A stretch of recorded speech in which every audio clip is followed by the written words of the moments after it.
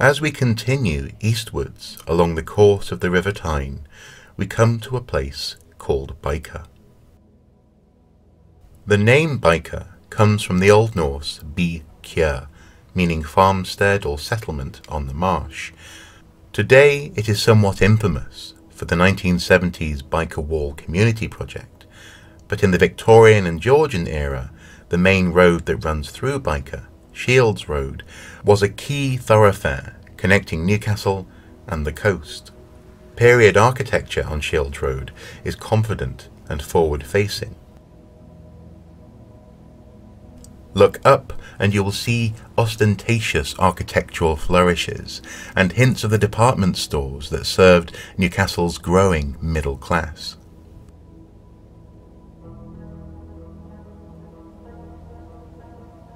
Despite these vestiges of bygone wealth, Byker has seen better days, and Shields Road was recently voted the worst high street in Britain for the second time. As we continue eastwards, beyond Walker, or the Wall by the marsh, we come to Wallsend, a Roman settlement marking one end of a frontier at Segedunum Fort, and in more recent centuries, a place where mighty ships were built on the banks of the Tyne.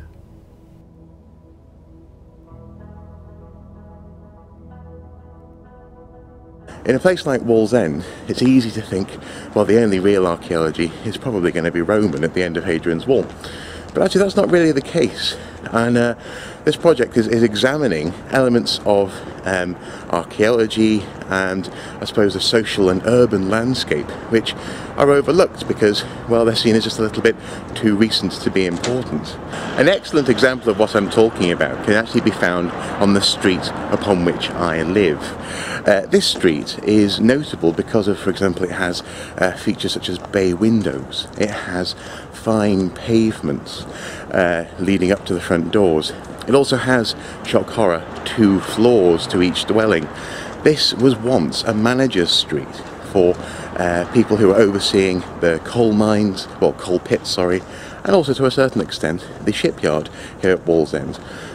Apparently, bay windows allowed management to monitor the ebb and flow of their shift workers.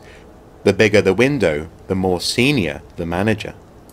It's not just the architecture around me which speaks of the past. Looking down, cobbled roads thrust up through the tarmac, evidence of a bygone era.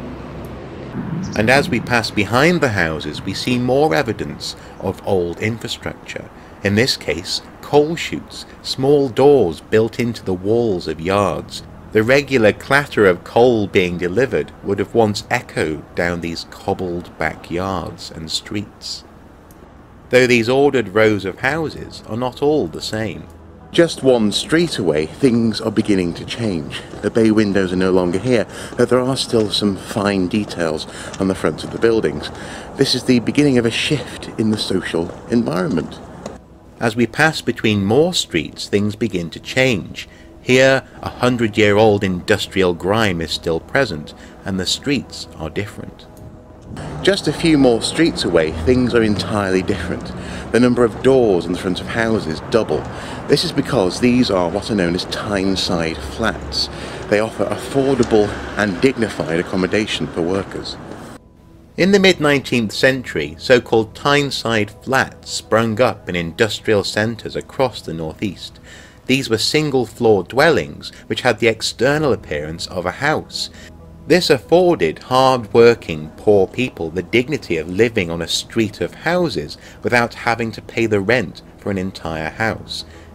These flats enabled better health and an aspirational outlook. Though they were firmly owned by local corporations and banks, this is often reflected in the street names. There are wonderful clues as to what life was like on these streets. This is a hinge from a window shutter, the only one I can find in all of Wallsend. Most have apparently been sheared off, as they are potential inconveniences to passers-by. In other instances, shared features from one street to another, such as these distinctive doors, can hint at the original appearance of entire streets. A wonderful insight. And of course, these streets can be dated with features as simple as post boxes, this one dating to the reign of Queen Victoria. But it's not just social space which is interesting. There's also plenty of evidence that Wallsend, during its height as an industrial powerhouse, was a wealthy and cosmopolitan town. All you really need to do is look around and look up. The High Street in Wallsend boasts an impressive and confident early 20th century architecture, ranging from Victorian and Edwardian to Art Deco styles. These are often revealed by looking up. Here we see that this shop had a far grander original purpose than Picasso Pizza and Price Slash. And from this perspective, I'm lucky enough to have found a photograph which shows what life was like in Wallsend 100 years ago. Here is the same street corner with Boots the Chemist proudly trading opposite us. A few months ago I photographed a mosaic in the doorway to that shop, again confirming the photograph. But recently, unfortunately, that was ripped up to make way for a new shop. Looking up helps us to name and date this grand building project, 1903.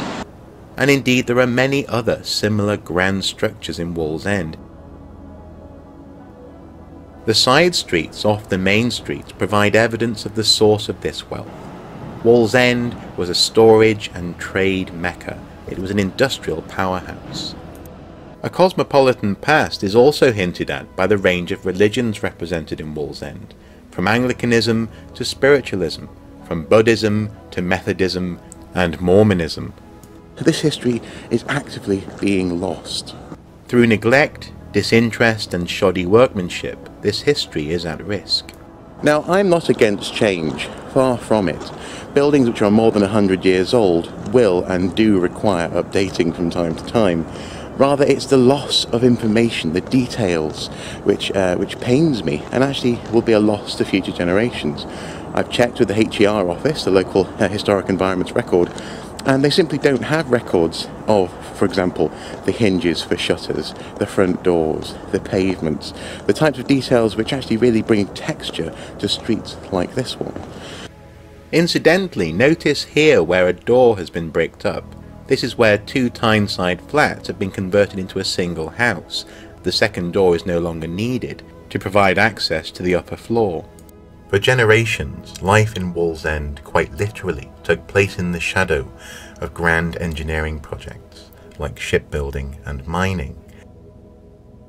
Take a stroll along Hadrian Road, the bottom road closest to the Tyne, and more subtle evidence can be found, such as bricked-up doors that formerly allowed shift workers to enter and leave the shipyards. Wallsend, and particularly Willington Quays, are the landscape where George Stephenson was born, and where many early advancements in railway technology were made. In 2013, on the border of the Swan Hunter shipyard and the Neptune shipyard in Wallsend, archaeologists worked hard to recover an early wooden railway before it was lost to development. An archaeologist, and we're on the site of a 18th century wagonway. It's covered over at the moment due to the wood being in poor preservation, but we think it dates from around 1780. The top line here is a 4'8" standard gauge railway, the first ever discovered. It's all timber as well, which makes it pretty unique in terms of early railways. It really adds to the chronology of the railways. The lower section of rail that we've got also makes this site very unique. It's a small offshoot of the main railway, which would have left the track just up by the embankment, joined it up again just around where we are now, and it was used to wash the wheels of the wagons, so there would have been a water supply running into it constantly, and that would have been used to keep the wheels wet, wash off any excess coal or dirt. There's a causeway in between for the horses to walk on. It was a horse-drawn wagonway. That really makes this site very unique because nothing like that's ever been discovered either. So we're looking at something very rare. As we continue eastwards, the industrial landscape mingles with the course of the River Tyne and its tributaries. Railways, which were laid down for transportation of coal and industrial goods, were converted in the 19th century to passenger rail. These lines continued a leisurely route out of Newcastle via Byker, Wallsend, and on to North Shields and the coast.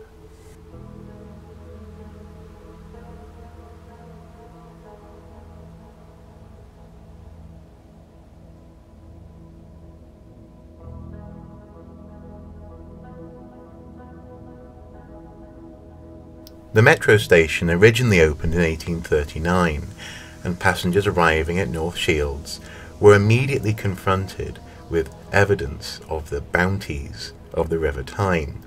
Directly opposite the station, shops still have on their facades beautiful carvings of exotic foodstuffs, fruits and goods. A tantalising display of the bounties and leisurely goods available in North Shields for eager passengers disembarking from Newcastle. Look up once again and you will see evidence of a town rooted in industry, yet providing a thoroughfare for day trippers through to the coast and the beautiful ruins of Tynemouth Priory.